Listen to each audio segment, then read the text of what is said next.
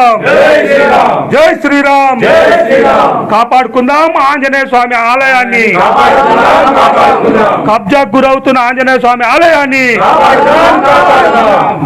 కబ్జాకు గురవుతున్న ఆలయాన్ని, ఆంజనేయ స్వామి ఆలయాన్ని. నా పేరు సురేష్ కుమార్, నేను స్థానికుణ్ణి. ఇక్కడ ఈ భక్తాంజనేయ స్వామి యొక్క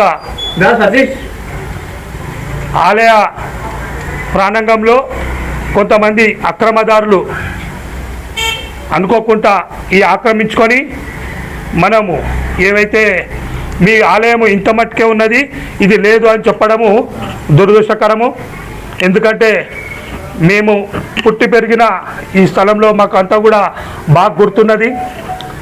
ఒక సన్నాయి వాయించుకోనికి ఇక్కడికి వచ్చి వాళ్ళకు బతుకుదెరువు గురించి వచ్చి ఈరోజు వాళ్ళు గవర్నమెంట్ ప్రభుత్వ ఉద్యోగాలు కూడా తీసుకొని వాళ్ళు దాంట్లో రిటైర్మెంట్ కూడా అయ్యి అన్ని రోజులు కూడా ఇక్కడ ఉన్నాక మా ఆలయ ప్రాంగణంలో ఉన్న ఏవైతే ఇండ్లు ఉన్నాయో ఇవన్నీ కూడా స్థానికులకు ఎవరైతే ఇళ్లలో చనిపోయినప్పుడు నిద్ర చేయడానికి మాకు ఉండాలనే ఆలోచన భావంతో అప్పట్లున్న పెద్ద మనుషులు అందరూ కూడా ఇక్కడ వాళ్ళకి ఇవ్వడం జరిగింది.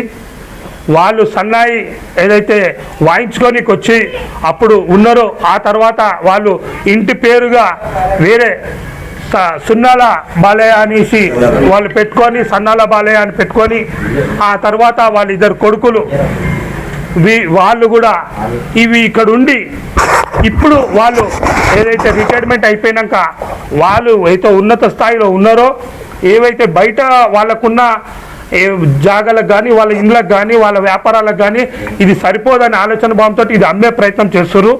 ఇది ఆలయ ప్రాంగణంలో ఈ బతుకుదెరువు గురించి వచ్చి ఉన్నవాళ్ళు ఆలయాన్ని అమ్ముకుంటా అంటే ఎవరు కూడా ఊరుకునే ప్రసక్తే లేదు.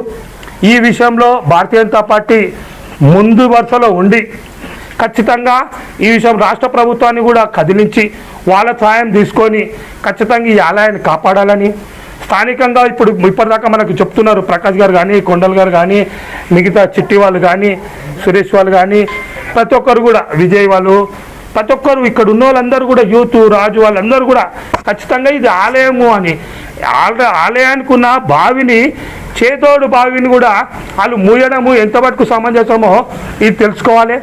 ఈ ఆలయానికి ఎవరన్నా కానీ ఈ కబ్జాకు సహకరిస్తుంటే వాళ్ళ మీద చట్టపరమైన చర్యలు, మరి మా దృష్టిలో వాళ్ళు హిందూ వ్యతిరేకులుగా మిగిలిపోతారనేసి అలాంటి ఆలోచన మీకు వచ్చినా కానీ అనుకోవాలని ఈ ఆంజనేయ స్వామి ఆలయాన్ని పూర్తిగా కాపాడుకొని ఈ యొక్క స్థలాన్ని మేము 90 గజాలు ఇస్తాము 100 గజాలు ఇస్తామని మీరు ఎవరు చెప్పడానికి వీల్లేదు. ఆలయానికి ఎవరు రిజిస్ట్రేషన్ చేసుకున్న అంటుర్రో మీరు ఖచ్చితంగా కూడా అవి పూర్తిగా విరుద్ధంగా చేసుకుర్రు గవర్నమెంట్కు. ఆ విషయంలో మీరందరూ కూడా ఈ ట్రెస్ పాస్ కింద మీరు జైల్లోకి పోతారు, ఫోర్జరీ కింద. అది కూడా మీరు గుర్తు చేసుకోవాలని కోరుకుంటూ ఈ అవకాశం మేము ముందుగానే ఎందుకు చెప్తున్నామంటే స్థానికంగా ఎవరైనా ఉన్నా కానీ ఆలయ అభివృద్ధి గురించి పాటుపడండి తప్ప ఆలయ వ్యతిరేక భావాలతో పోకండి. వాళ్ళు హిందూ వ్యతిరేకులుగా మిగిలిపోతారు. కాబట్టి ఈ విషయంలో ఇంకో వేరే మతస్థులని మనం ఉచ్చరించడానికి వీల్లేదు.